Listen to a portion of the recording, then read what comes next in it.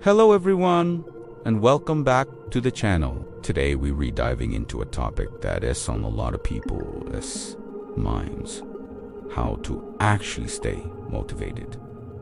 It's that feeling we all chase, right? That fire that gets us out of bed in the morning, ready to tackle our goals.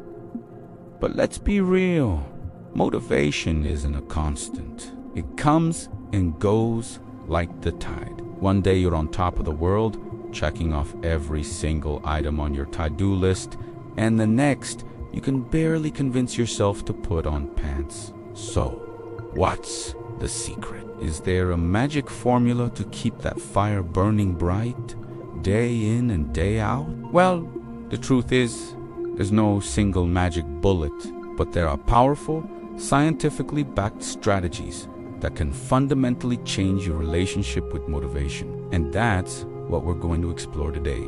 We're not just talking about those cliche, just do it quotes. We're going deep into the psychology behind what drives us and how we can build a system for sustained momentum, even on the days when we feel like we have nothing left in the tank. This isn't about forcing yourself, it's about understanding yourself.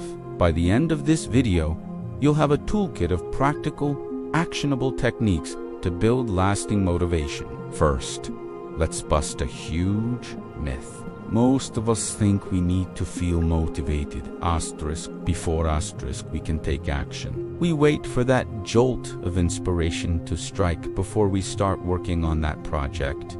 Go to the gym or clean the house. But here's the game-changing insight. Action often precedes motivation, not the other way around. Think about it. Have you ever dreaded going for a run? But once you forced yourself out the door and got a few minutes in, you suddenly felt great and wanted to keep going. That's the principle in action. The simple act of starting creates a feedback loop. You do a small thing, you feel a small sense of accomplishment, and that feeling fuels you to do the next thing. This is called the do something principle. So, how do we apply this? The key is to make the initial action ridiculously easy. So easy! You can't say no. This is the 2-minute rule, popularized by author James Clear. Whatever your goal is, break it down into a 2-minute version. Want to read more? Your goal isn't to read a book a week. It's to read 1 page. Want to get fit? Don't commit to a 1-hour workout. Commit to putting on your workout clothes. Want to learn a new language? Just open the app for 2 minutes. The point isn't to achieve the big goal in those 2 minutes. The point is to master the art of showing up. Once you've started, momentum often takes over. That 1 page turns into a chapter. Putting on your workout clothes makes you more likely to actually do the workout. It's about lowering the barrier to entry so that starting becomes effortless. Now, let's talk about the why.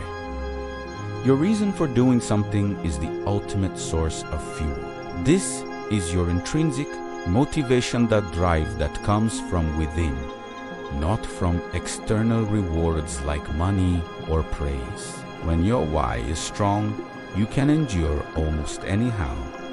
So, take some time to really connect with your goals on a deeper level. Don't just say, I want to lose weight. Ask yourself why. Is it to have more energy to play with your kids? Is it to feel more confident and vibrant in your own skin? Is it to improve your long-term health so you can travel and enjoy life to the fullest? Get specific. Write it down. Put it somewhere you can see it every day. When the initial excitement fades and the work gets hard, your why is what will pull you through. It reminds you that the temporary discomfort is in service of something much bigger and more meaningful to you. Another powerful technique is to focus on systems, not just goals. A goal is a desired outcome. I want to write a book. A system is the process you followed to get there. I will write 500 words every morning at 8 a.m. Goals are great for setting a direction, but systems are what actually make you progress. The problem with being solely goal-oriented is that you're constantly living in a state of pre-success failure. You haven't reached the goal yet, so you feel like you're falling short. This can be incredibly demotivating, but when you focus on the system, you win every single time you execute it. Did you write your 500 words today? You won. It doesn't matter if the book isn't finished yet. You're celebrating the process, not just the final product. This shift in focus creates a continuous stream of small victories that build confidence and, you guessed it, motivation. Let's also talk about the environment. Your surroundings have a massive, often subconscious, impact on your behavior. You can try to rely on willpower all you want, but if your environment is working against you, you're fighting an uphill battle. Want to eat healthier? Don't keep junk food in the house. Make healthy snacks visible and easy to grab. Want to practice guitar more? Don't leave it in its case in the back of the closet. Put it on a stand in the middle of your living room. This is called choice architecture. You're designing your environment to make good habits easier and bad habits harder. Reduce the friction for the things you want to do and increase the friction for the things you want to avoid. It is one of the most effective ways to automate your good intentions and conserve your precious willpower for when you truly need it. But what about burnout? Sometimes a lack of motivation isn't about laziness. It's a sign that you're exhausted. Our culture often glorifies the hustle, but relentless grinding without rest is the fastest path to burnout. True productivity and motivation require periods of intense focus followed by periods of genuine rest and recovery. This isn't about being lazy. It's about strategic renewal. Schedule your downtime just as you would schedule your work. Protect your sleep. Spend time in nature. Disconnect from your screens. Engage in hobbies that have nothing to do with your goals. Rest is not the opposite of work. It's a vital part of the work cycle. When you allow yourself to fully recharge, you'll find that your motivation and creativity come roaring back stronger than before. You can't pour from an empty cup. A final, crucial piece of the puzzle is self-compassion. You are going to have bad days. You are going to miss a workout. You are going to eat the cake. You are going to fail to follow your system perfectly. That's not a failure. That's being human. The difference between people who stay motivated long-term and those who do UNT is how they handle these moments. Many people fall into the all-or-nothing trap. They miss one day at the gym and think, well, the whole week is ruined. I might as well give up and start again next Monday. This is so destructive.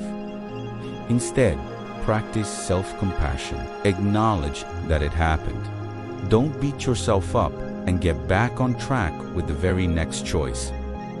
The rule is never miss twice. Missed a day, fine, but make sure you show up the next day, even if it's just for 2 minutes. This builds resilience and teaches you that one slip up doesn't define your journey. Progress is not linear. It's about getting back up one more time than you fall down. So, to recap our motivation toolkit, start before you feel ready by using the 2-minute rule. Connect deeply with your why to fuel your intrinsic drive. Build systems instead of just focusing on goals to create consistent wins. Design your environment to make good choices easy. Prioritize strategic rest to prevent burnout and recharge your energy. And finally, practice self-compassion and never let one misstep derail your entire journey. Motivation isn't a magical gift bestowed upon a lucky few. It's a skill. It's a practice. It's a system you can build, nurture, and rely on. By implementing these strategies, you stop waiting for motivation to strike and start creating it for yourself day after day. You become the architect of your own drive. I hope you found these tips helpful. If you did, please give this video a thumbs up and let me in the comments which one of these strategies you're going to try first. And if you're ever struggling and feel like motivation is impossible to find, please remember that it's okay to ask for help. Talking to a friend, family member, or a mental health professional can make a world of difference. Your well-being is the most important thing. Thanks so much for watching. Don't forget to subscribe and hit that notification bell so you don't miss our next video. Until next time, keep building your system and keep showing up for yourself. See ya.